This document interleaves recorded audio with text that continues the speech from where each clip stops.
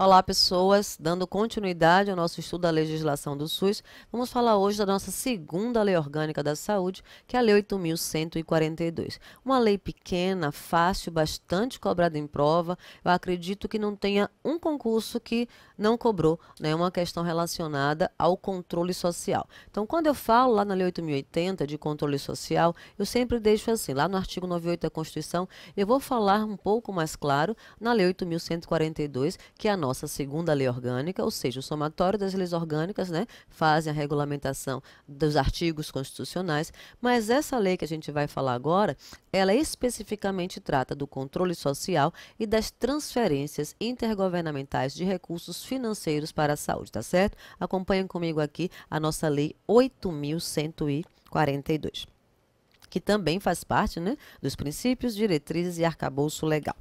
Então, sobre o que dispõe, eu sempre falo para vocês que a gente tem que entender a disposição inicial da lei, porque algumas bancas ainda cobram. Ela dispõe sobre a participação da comunidade na gestão do SUS, sobre as transferências intergovernamentais e da outras providências. Por isso que é uma lei pequena, só são 7 artigos, e a gente consegue falar, né, de forma bem tranquila, e também quando é cobrada em prova é muito fácil. O SUS de que trata a Lei 8.080 contará em cada esfera de governo, que fique claro que todas as instâncias de controle social devem existir em cada esfera de governo, sem prejuízos de funções do poder legislativo, com as seguintes instâncias colegiadas. Aqui eu só vou explicar essa palavrinha aqui para a gente não confundir com outros colegiados. Colegiados, gente, é um grupo de pessoas que se juntam para pensar e ajustar alguma coisa. Logo, nem sempre que cair a palavra colegiado vai estar relacionado aos conselhos. Vocês vão associar conselhos e conferências, ou seja, participação popular, quando vocês tiverem as duas instâncias colegiadas de controle social, que são os conselhos e as conferências. As provas têm trazido a CIB, a CIT, a CIR, o CONAS, o CONASEMES também como espaço de controle social. Não são, tá? Então preste atenção que nós temos duas instâncias que são elas: a Conferência de Saúde e o Conselho de Saúde. Ambos são previstos em lei, né? 8.142, mas a participação da comunidade é uma das diretrizes do SUS e ela vai ser implementada, né, dentro do SUS através de quê? Das conferências de saúde e dos conselhos de saúde. Sobre a Conferência de Saúde, ela vai se reunir de forma ordinária a cada 4 anos com a representação dos vários segmentos sociais. Quais são os segmentos sociais que são representados na conferência? Usuários, com o princípio da paridade, ou seja, 50%, 25% de trabalhadores da área da saúde e os outros 25% cabem ao governo e prestadores de serviços. E essa divisão não está na Lei 8.142. Aqui a gente vai ter os segmentos, né, os 4 segmentos. A divisão a gente vai ver na aula da Resolução 453, tá? Então, quais são os segmentos? Usuários, gestores, que é o governo, trabalhadores da saúde e prestadores de serviços.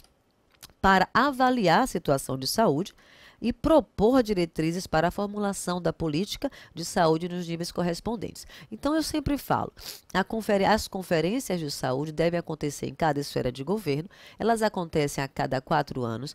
A mais importante, porque foi a primeira a contemplar, né, a participação do povo, foi a 8ª, que aconteceu em 86, e eles são espaços de discussão de políticas. Lembrando que eles não legislam, a conferência não elabora leis, ela propõe mudanças de políticas, porque se acontece a cada 4 anos, muitas coisas no cenário nacional mudam. Então, as conferências estão aí para isso. Acontecem as municipais, depois as estaduais, depois a Conferência Nacional. A última conferência que tivemos foi a 15ª Conferência Nacional de Saúde. Convocada por quem? Pelo Poder Executivo, ou extraordinariamente pelo Poder Executivo ou pelo próprio Conselho de Saúde. Quem organiza as conferências são os Conselhos de Saúde. Já o Conselho de Saúde, que é bem mais cobrado em prova, ele tem um caráter permanente e deliberativo, ou seja, ele não acontece a cada 4 anos. Ele deve existir, a sua formação de conselhos existe uma eleição a cada 2 anos desse conselho, com a troca de representantes, né, dos trabalhadores, dos usuários e do prestador de no mínimo 30%, a gente vai ver isso na resolução 453, mas eles são permanentes dentro da gestão e são deliberativos, têm o poder de veto e o poder de voto. Toda vez que cair deliberativo, participa da execução, vocês vão lembrar do conselho. Além disso, eles têm um papel também de fiscalizar, né, as ações e serviços de saúde, inclusive nos aspectos econômicos e financeiros. Então, quais são os segmentos? Os mesmos segmentos do conselho são os segmentos das conferências que eu já falei. Representantes de governo, prestadores de serviços, profissionais de saúde e usuários. A divisão, a fatia de cada um não está na lei 8.142, mas eu vou colocar aqui já como uma colinha para vocês. O princípio da paridade, 50% de usuários, 25% de trabalhadores, e esses dois segmentos aqui, eles vão dividir 25%.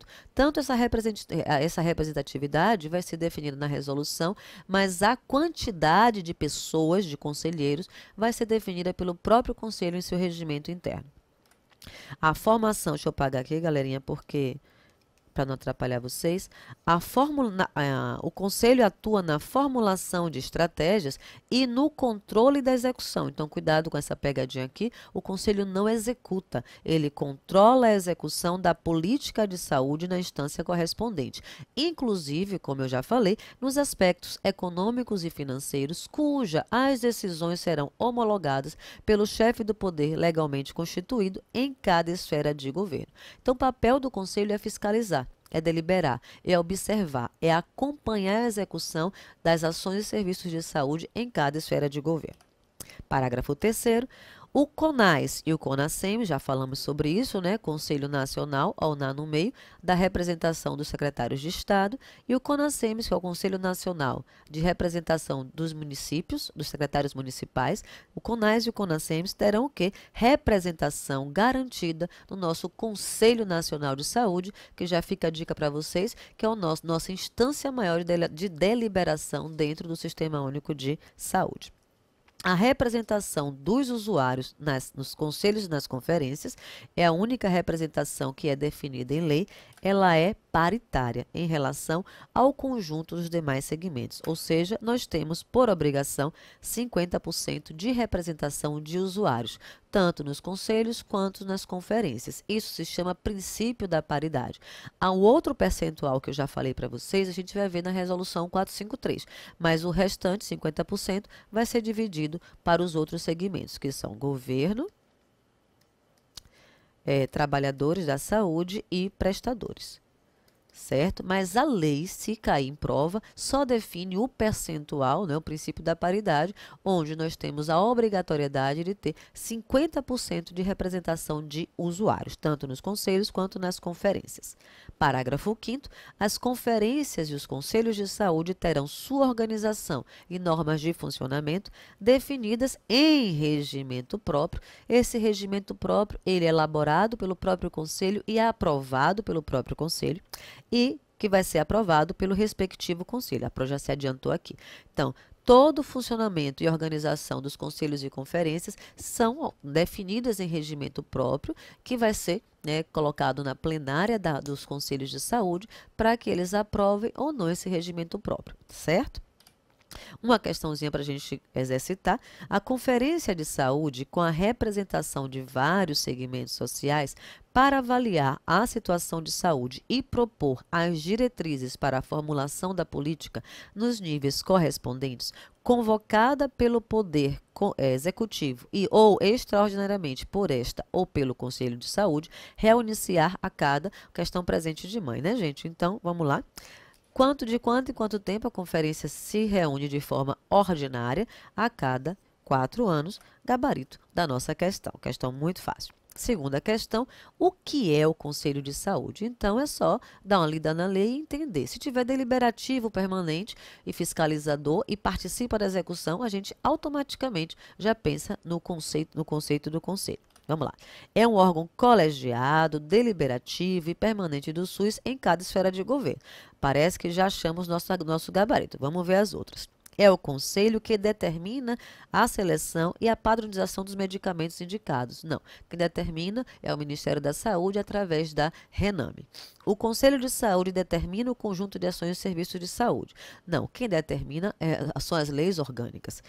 O Conselho de Saúde viabiliza ações e serviços de saúde voltados para o atendimento de populações indígenas. Não, quem faz isso é a SESAI, que é a Secretaria de Saúde Indígena. É o conjunto de sistemas nacionais de informação. Não, aí nós temos um conjunto que é organizado pelo DataSUS e temos vários sistemas de informação. Então, uma questão também muito fácil, nosso gabarito achamos de primeira, letra A, ok? Então, gente, paro por aqui nessa primeira parte da Lei 8142. Eu quero que vocês fixem e façam a diferença, né, com as suas palavras, do que são as conferências e do que são os conselhos de saúde, vendo as diferenças de cada um para que vocês não caiam em pegadinha de prova. Lembre-se que as conferências acontecem há 4 anos e os conselhos, eles são permanentes, fiscalizadores e deliberativos, tá certo? Então, até daqui a pouco com a segunda parte da Lei 8.142.